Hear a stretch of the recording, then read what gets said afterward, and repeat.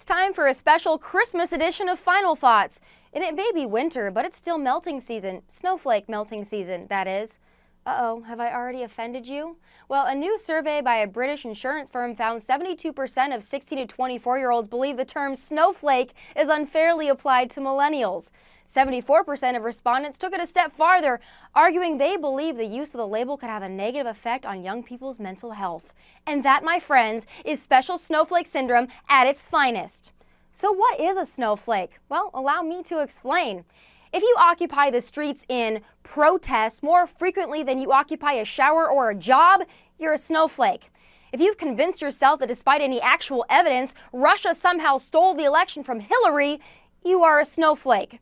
If your favorite arts and crafts projects consist of knitting pink hats in the shape of reproductive organs or scribbling "resist" on cardboard signs, you are a snowflake.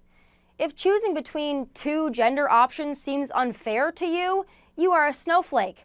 If you demand a safe space from conservative speakers but think it's perfectly acceptable to burn and smash up your own campus in protest, you are a snowflake. A violent snowflake, but a snowflake nonetheless.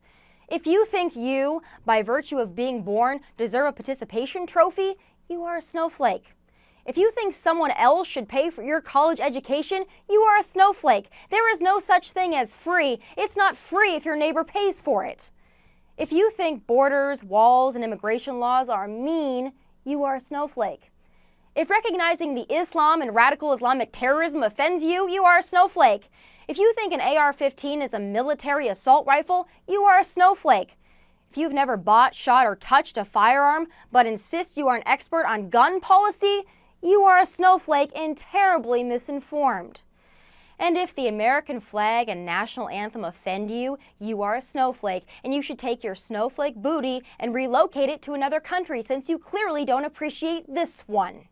If a simple Christmas greeting sends you into a PC orbit, you are a snowflake.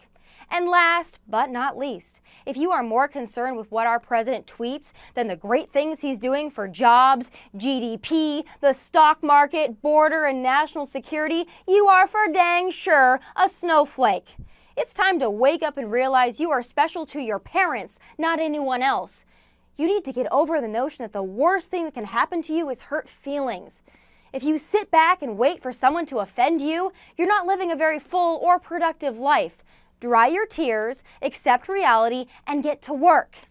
If you don't like the way your life is going, change it. Life is tough. Get a helmet.